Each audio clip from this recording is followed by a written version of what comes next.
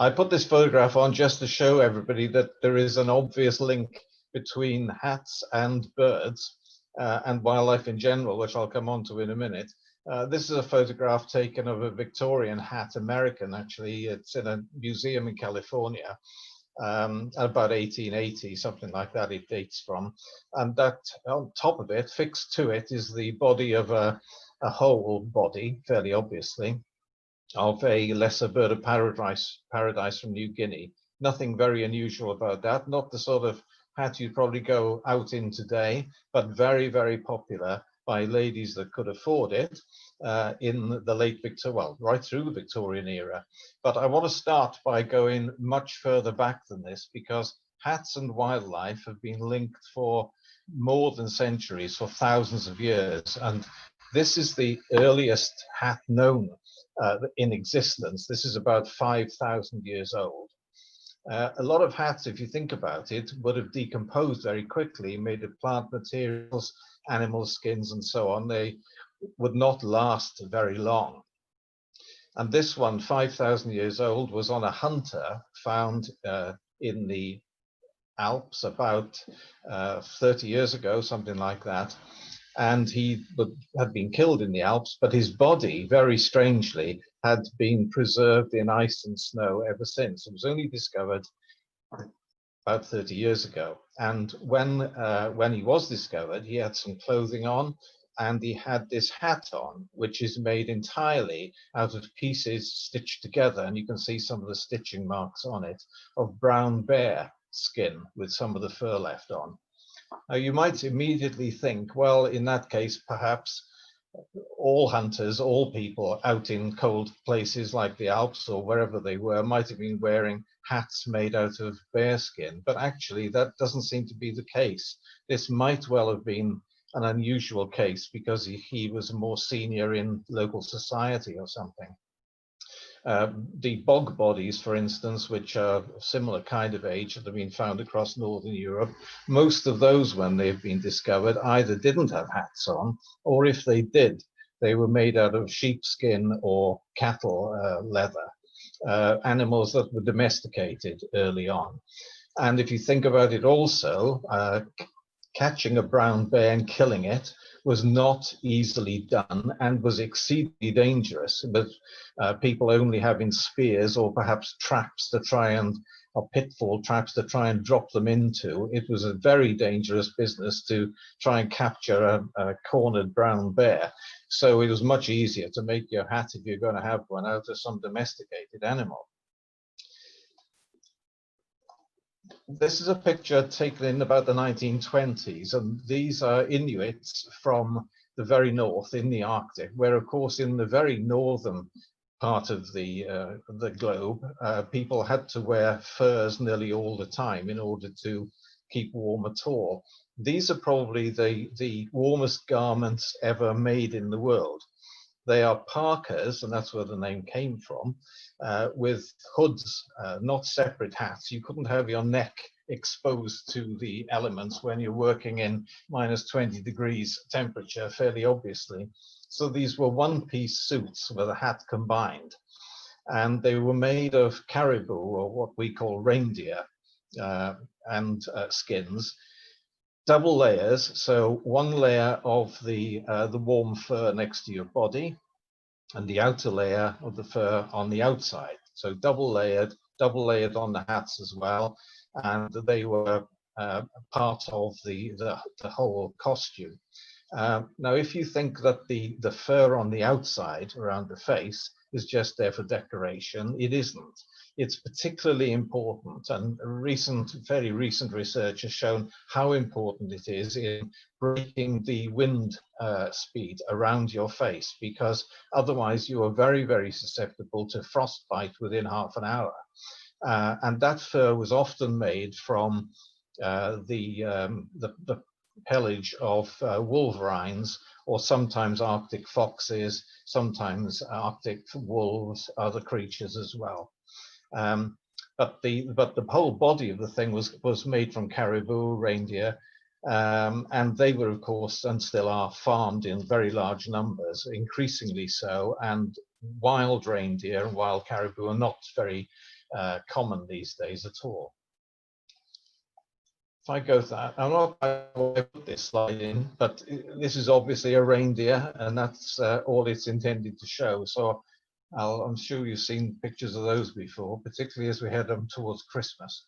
So I'll move on rapidly. That's possibly an animal you're not as used to seeing, and that is a sea otter. And this is a picture taken up in the somewhere, I don't know where, in the North Pacific Ocean, where they were exceedingly common until a couple of hundred years ago.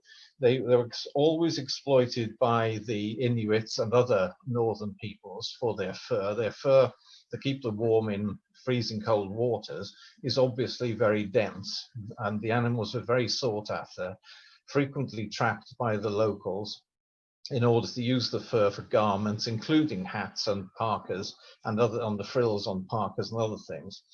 But when other hunters started coming there from Russia and other places, parts of the world in the 1800s, 1700s, 1800s, they were decimated.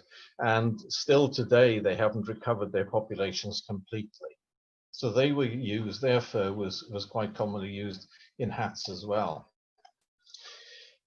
And it isn't just in the past or just in northern climes that fur is used for hats. So these are obviously guardsmen, and very appropriately they're Welsh guardsmen. You can tell that from the little feather hackle at the side, which is green and cream, or white, supposed to be white. It looks rather cream. And those feathers are today made from chicken or goose feathers. They used to be made probably from ostrich and other birds. But at the moment, what I want to concentrate on is the hat itself. They're obviously known as bearskins, the guardsmen's bearskins. What most people don't realize is that each bearskin is literally what it says it is. It's the skin of a whole black bear. And controversially, they are shot in Canada mostly, and the MOD buys several hundred of them every year to make sure our guardsmen look the way they should look. They were used originally in battle, of course, but they're only used now for mostly ceremonial occasions. But there is controversy over their continued use, and some clothing designers like Stella McCartney have for years been trying to get the MOD to move over to artificial fur, which can now be made, in many people's opinion, to look exactly like and behave more or less exactly like the real thing. But the MOD still doesn't think that's quite the case, and the guardsmen have to look really good, and they still have the hats made of black bears. The officers have hats made of brown bears, and they're actually stained black. Now, why anybody has to have that tradition in the army, I don't know, but they do. So the wearing of these bearskins is still controversial. And I'll move on to something else about fur for fur hats. These are the skins of sables. This picture is taken in Italy, I think it is, in a dealer's. And sable, you may know this, but they're found mostly in the very north of Russia. They're quite common mammals. They're still common in spite of them being trapped and harvested for their fur. And sable have one of the most dense and most attractively colored furs in the world. So they're quite expensive to buy. They're small animals, much like pine martins, live mostly in trees, forested landscapes. And their numbers, in spite of them still being hunted, although some are now raised in fur farms, which is another controversial area, which I won't go into here, but they're still sought after, and they're used for certain hats still, and for some other clothing as well. And this is one of the classic examples of what sable are used for. Sable from Russia are used for making the hats you see on these Hasidic Jews, Orthodox Jews. And these are stremels that are worn on special occasions.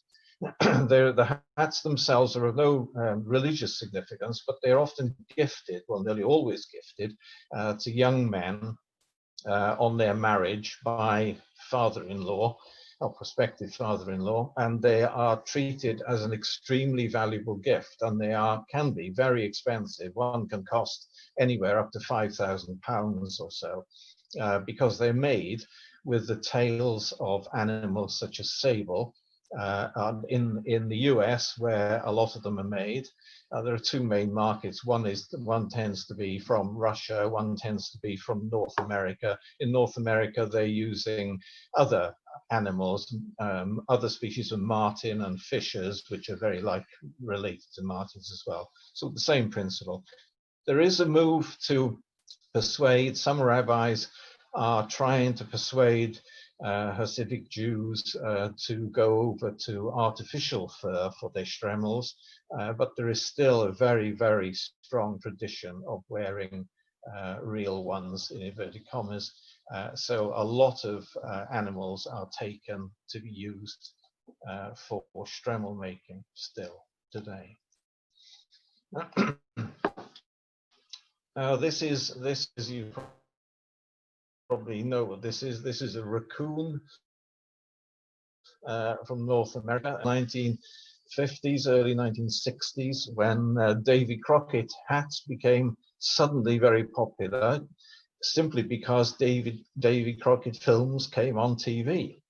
And there was a mania for getting Davy Crockett hats for kids to wear, and pretend to be cowboys in the so-called Davy Crockett tradition, which is a complete myth, because Davy Crockett never used to wear hats of this sort in any case. So it was something that was concocted by the media, became a huge craze. Hundreds of thousands of raccoons were shot and trapped in the States, where there's no protection for them anyway. They're often considered to be pests. And the craze lasted about 5 or 10 years and then died out. If I move on, I think this is the last shot of a fur-bearing animal. Foxes have always been very important for their fur.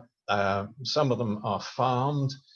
Very controversially, the International Fur Federation sets standards for fur farms, but many animal welfare groups think these standards are not always applied, or not applied very thoroughly. And if you think, a lot of the fur farms are sort of in pretty remote parts of, some of them in pretty remote parts of Russia, China.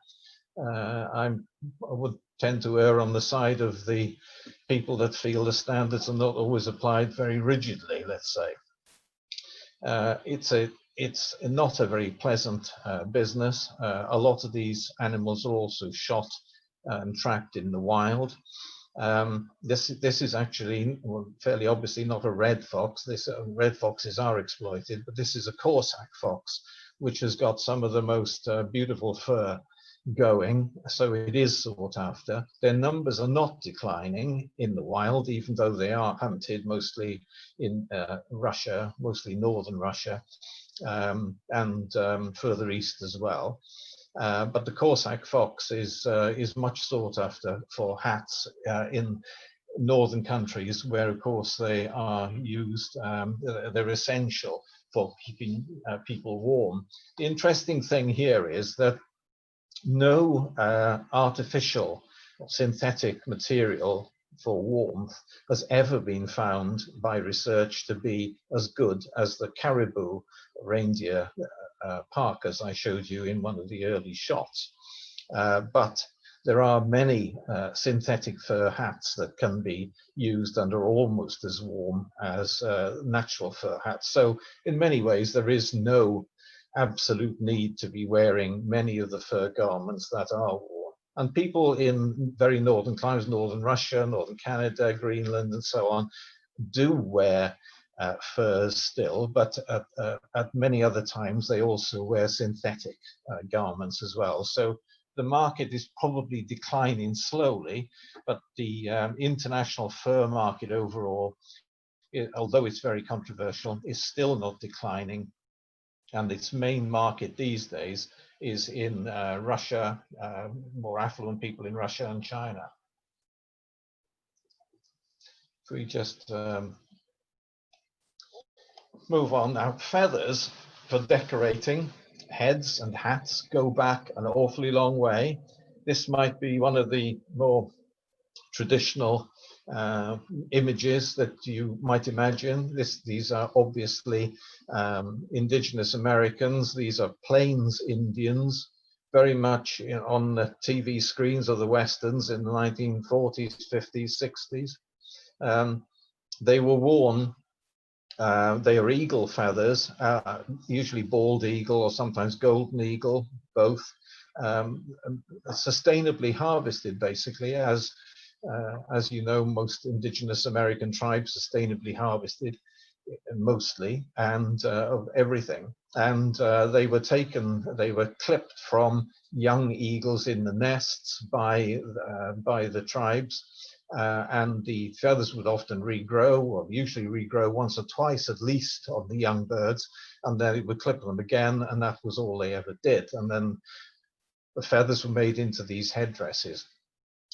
Contrary to the sort of image perhaps we've obtained of indigenous Americans, these headdresses were only worn by the Plains Indians, tribes like the Sioux and the Cheyenne and others. They were not worn by the majority, and the majority of indigenous Americans wore these. These are called roach headdresses. They're again animal-based. This chap, it was one of the chiefs of the Pawnee tribe, and the headdress he's wearing, it's fixed to the top of the head with a band, and it's basically stiff hairs. The thing at the back looks a bit like a feather. I don't think it is. And the stiff hairs were usually obtained from porcupines, or from sometimes horse hair or deer hair, the stiffest deer hair they could find, but very often porcupines. So the majority of indigenous Native Americans wore this kind of headdress. This was much more common. But of course, there's no evidence that they ever reduced the numbers of animals they were exploiting in order to obtain them. And this feather headdress dates back to the early Middle Ages, but this was one worn by some of the military leaders in the Aztec Empire of Central America. It's one of the most vivid, colorful headdresses known, entirely made of feathers and decorated feathers. Most of these feathers were animals like resplendent quetzals and other birds captured in the forests of Central America.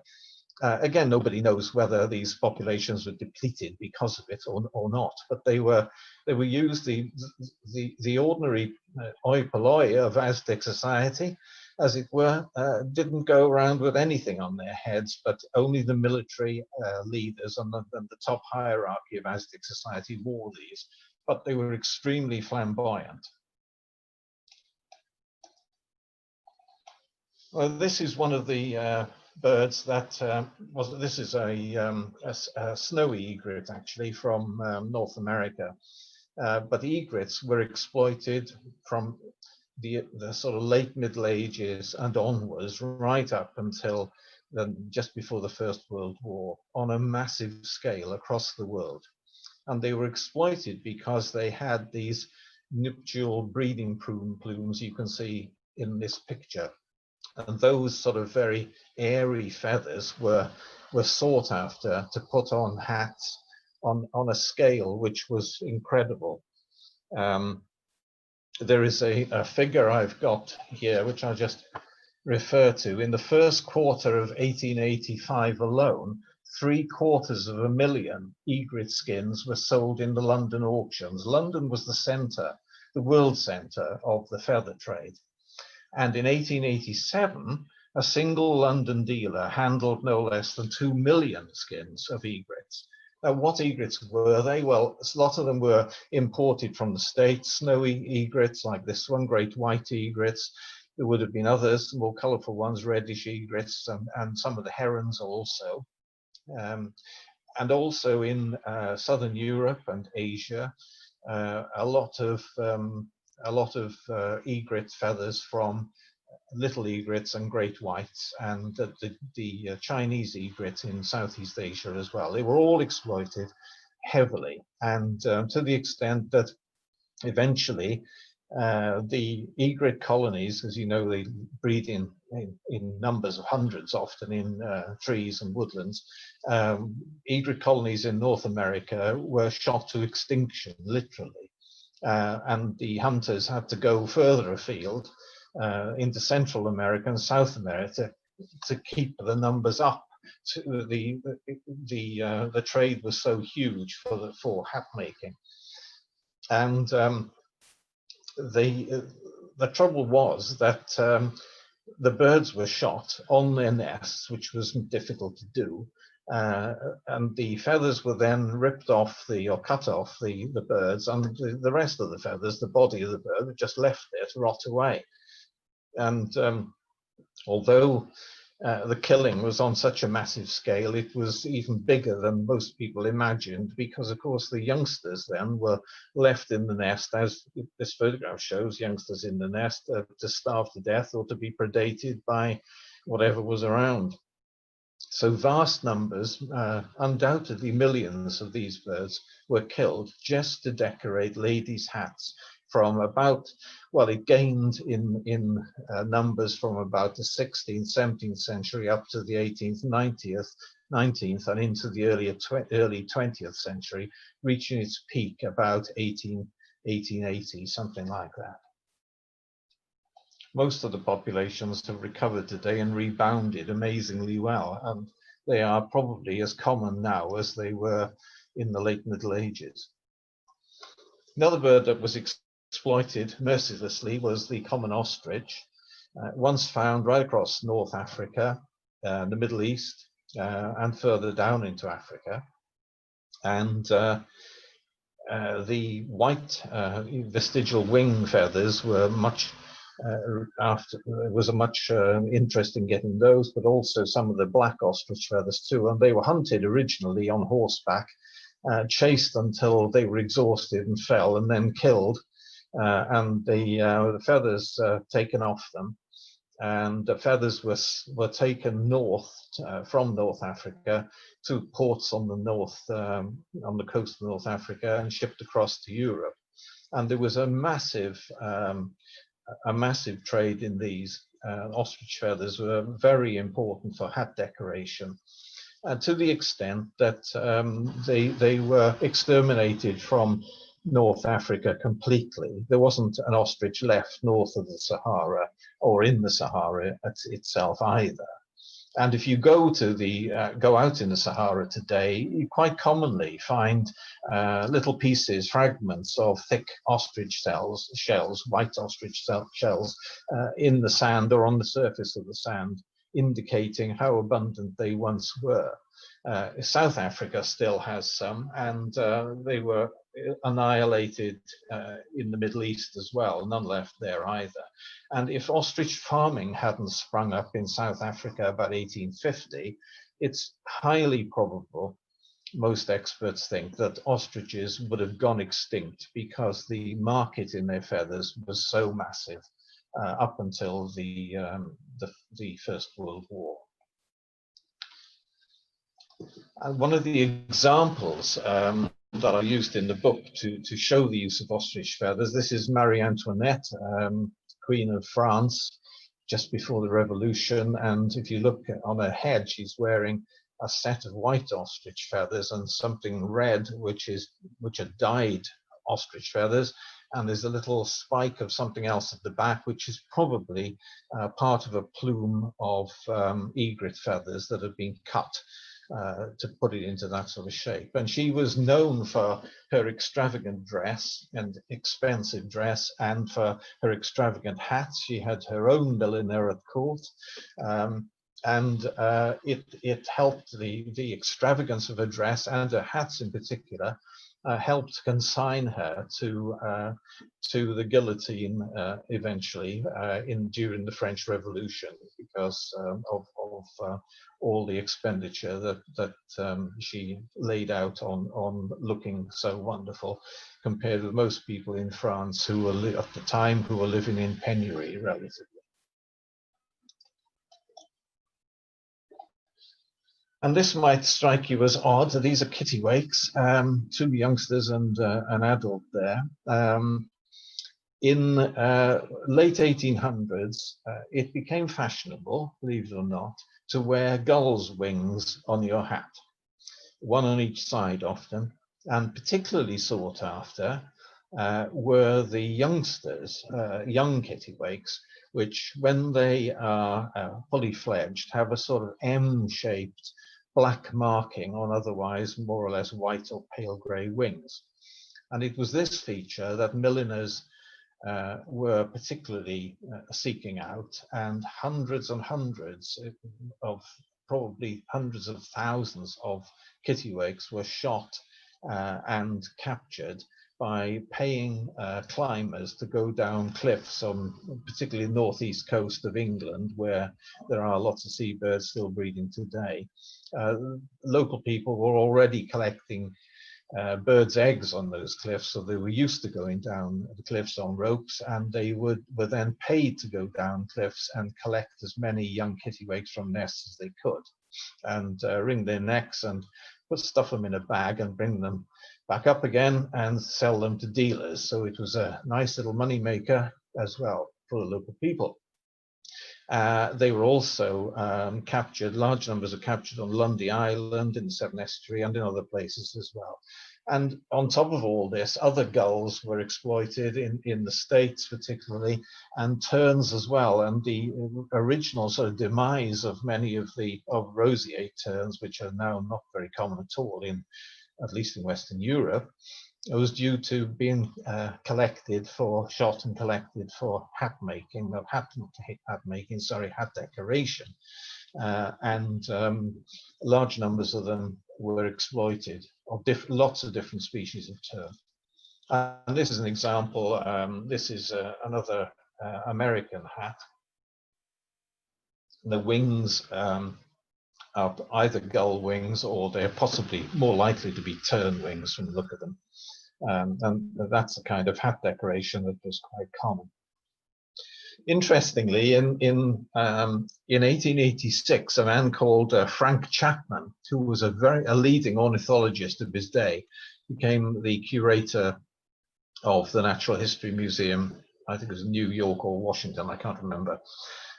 He was a leading ornithologist. He decided to take a walk down some of New York's main shopping streets one afternoon in 1886. Not the sort of place he'd normally go looking for birds, obviously, but he counted 40 different species, all of them dead, obviously, on hats. And they were either whole, like hummingbirds, whole hummingbirds, often sets of hummingbirds on a lady's hat, or they might have been gull wings or tern wings. Some of them were even whole herons, whole small herons. There were owl heads that he counted, as well as many much smaller birds as well. So a lot of people by that time in the late 1800s were getting outraged, but hats decorated with feathers were still at their peak of popularity. And feathers also have had a long history, very long history of association with the military. This is fairly obviously a Highland piper. He's got his traditional, oddly called bonnet on his head. It's made of ostrich feathers. Inside there is hats of this sort. There is a wire frame which holds the ostrich feathers together. This was originally worn by Highland regiments in battle. But now it's confined to mostly ceremonial occasions, and mostly for pipers and drummers. But the origin of it is rather interesting, because before these kinds of bonnets, the Highland regiments wore woolen bonnets.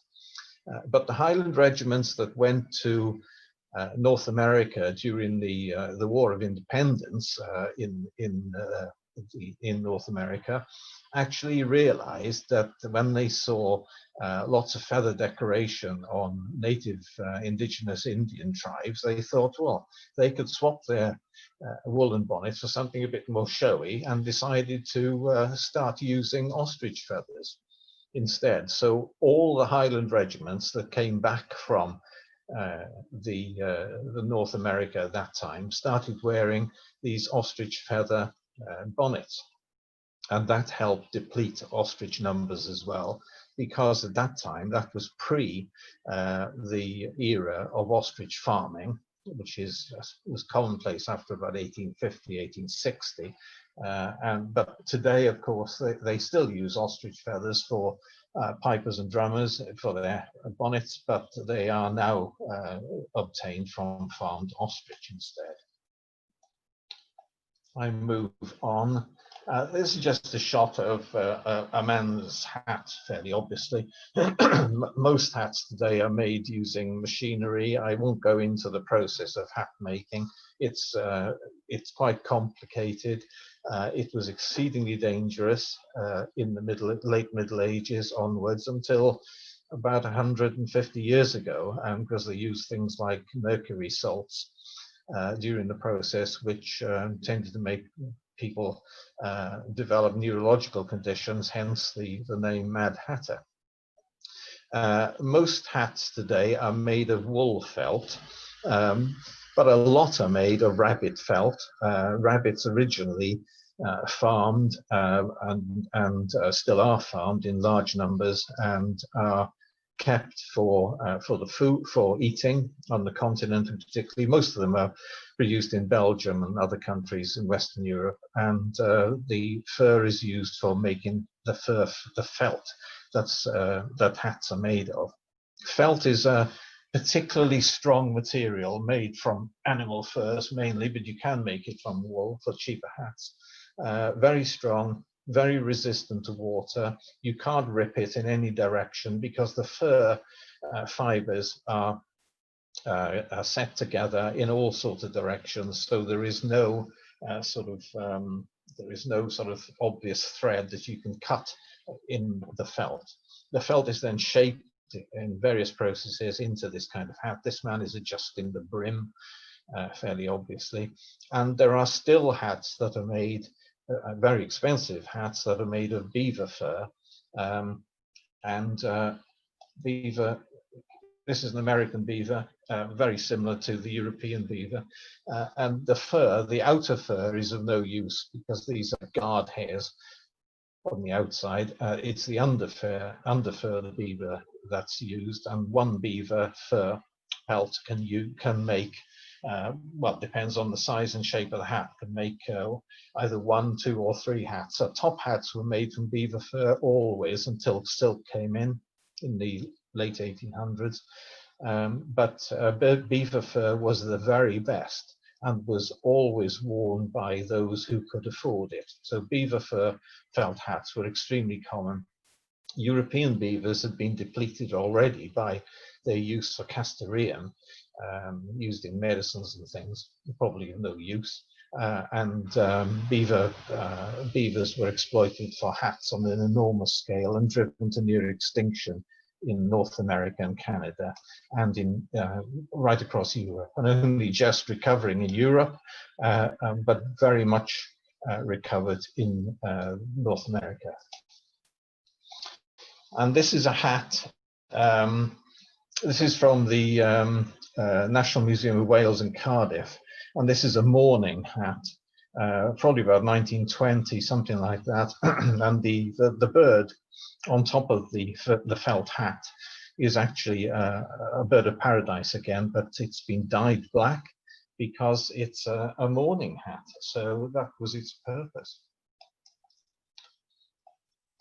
And not all the birds that were exploited were exotic. Some British birds were exploited, great crested grebe. Somebody one day literally noticed that the ear tufts, when great crested grebes are the breeding season, looked a nice thing to have to decorate your hat. or to pin make into a brooch or whatever. And these ear tufts were taken from large numbers of great crested grebes, which in the late years of the 1800s were exploited heavily and driven to near extinction in Britain. They went down to something like 30 pairs apparently, and are now once again common. But they were only shot just to get those ear tufts, and the rest of the body just left to rot. That's a bird of sorry, not a bird of paradise. That's a hummingbird, one of the larger ones. I think it's a violet saberwing, but hummingbirds are pretty difficult because there are about 350 different species. But it's one of the exotic birds that was exploited heavily for hats, and some ladies would wear 3 or 4 of them on top of the hat, wired in. The wiring allowed them to sort of wobble around slightly to look as if they were still living on top of the hat. So she would walk along with these 4 or 5 hummingbirds on a hat, and perhaps a couple of ostrich feathers, or an egret plume or something as well, decoration. But I'm just going to read something, just a couple of paragraphs out of my book, which gives you some impression of how big the industry was, centered on London, internationally centered on London. And this is some information from one sale in February 1911 in London itself. It was trade at its peak at the end of the 19th century. It was a trade worth £20 million a year to Britain, around £2.5 billion annually today. That month, February 1911, international interest in what was on offer was intense. Buyers had been given 2 days in which they could inspect the stock on offer prior to the sale. No public were allowed in. Here were nearly 25,000 tiny, delicate hummingbird skins, the skins of well over 6,000 flamboyantly colored birds of paradise, 2,600 eagle skins, and over 6,000 ounces of egret head plumes. There were other bird skins or parceled up lots of individual feathers too. Herons, condors, bustards, and highly colorful trogons from South America, shimmering in bright green, yellow, and scarlet. Not that this one February sale was at all unusual. A sale in May of the same year provided buyers with another 7,000 birds of paradise and 6,000 hummingbird skins imported from New Guinea and the Americas. The May auction included some birds not offered in February: skins of scarlet ibis, jungle fowl, the forebears of domestic chickens, 1,700 parrot skins, 1,500 skins of falcons and hawks, 1,000 skins of golden pheasants from Southeast Asia, and numerous heads of crowned pigeons, 4 species of which from New Guinea have elaborate feather head crests. The quantities arriving by ship were huge. This is all into the port of London. In 1811, for example, no less than 600 tons of bird skins and feathers had been detained in a single shipload during a workers' strike at the London ports. So you can see the scale of the trade, all coming through London, was enormous. Buyers would come from North America, other parts of Europe, to buy them there, and then they would go back to milliners, sold off to milliners in all countries, Western Europe, North America, including the US and Canada particularly, and used to decorate hats. And today, this is in London, just about in the East End of London, not far from the river where the docks were. This is about the only remnant in existence of the international London feather trade. This is a shop, basically, a wholesaler's called Plumage House, which was run by a family, and it closed down, we think, in about the 1950s. And for some reason, this rather ornate building, looking a bit grubby these days, but for some reason has survived. And you can see by the name what it actually sold. Not everybody was taken up with showing off their beautiful hats decorated with feathers. And a movement started both in the States and in Manchester, Didsbury in Manchester, to try and get the plumage trade stopped, because some well-to-do Victorian ladies were very strongly opposed to what was happening and could see the death and destruction being caused. And this is, Emily, a photograph of a painting of, sorry, a photograph of Emily Williamson, who lived in Didsbury in Manchester, who started the campaign, which eventually led in the UK to protection of birds and a cessation of the plumage trade. Don't forget that this is 1880. She started these actions in, just trying to look at the date, 1889, way before women had the vote, when well-to-do ladies were not supposed to work, were supposed to be kept at home, reading books, doing needlework, or whatever they were supposed to do, and having tea parties, or hosting tea parties. And she did host tea parties, but she hosted tea parties to encourage like-minded ladies to get together to oppose what was going on, and wanted the trade in plumage to decorate ladies' hats stopped completely, and campaigned against this for many years. If you think this is a strange place, Didsbury, Manchester, well, it isn't really, because it was in Manchester, for instance, that the suffragette movement was extremely active in Britain. So there was an element of some kind of revolution in the air, I suppose.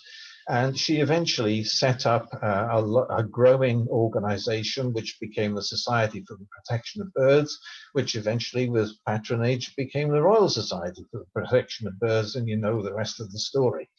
But she didn't achieve, or when they got, a lot of them, large numbers of people started getting together to discourage women, and was quite successful in discouraging women from wearing feather decorated hats. But the first legislation in Britain really didn't take effect and come into being until 1921, which was the Prohibition of Plumage Act. That stopped the trade. And likewise, in the US, the trade was stopped, but slightly earlier than that, because of these campaigning ladies. And this was some of the campaigning that was done. These are showing pictures of egrets being shot and their feathers ripped off them, their nuptial feathers ripped off for the feather decorating trade. Don't ask me why they're wearing the clothes they are. They look as if they're going to bed. But this is part of the campaigning. These incidentally are all men, and a lot of men started joining the movement, but it was a movement that was distinctly started by ladies, both in well-to-do Victorian ladies, both in Boston, Massachusetts, and in Didsbury and Manchester in the late 1800s. Today's hats, there are still hats made of feathers. In fact, many of our leading milliners, both in Britain and in the States, still use feathers in hats. They are still very popular. This is one made by, designed by Philip Trisi, who is a leading couturier milliner in the UK. And this is made entirely of cockerel feathers, which are dyed. So today, milliners are very proud of the fact that they've thrown off that image of using feathers from all sorts of birds, some native to their home countries, but many of them exotic and imported in vast numbers. And today they use only domesticated bird feathers. Another example is that one, which is designed by a leading milliner in New York, and she's made that using feathers from guinea fowl, chickens, and ducks, I think, altogether. The interesting thing is that with modern techniques, feathers can be dyed. There are huge numbers of varieties of chickens of various colors and varieties, and their feathers can be used and are used. Duck feathers, the same. So there is infinite variety, and milliners tell me that they have enormous variety just using birds that are domestically reared, ducks, chickens, cockerels, guinea fowl, various species of pheasants that can be reared as well, and that's what they use. So the trade today is all above board and isn't causing any further problems, and that's where I'm going to end the talk. Thanks very much.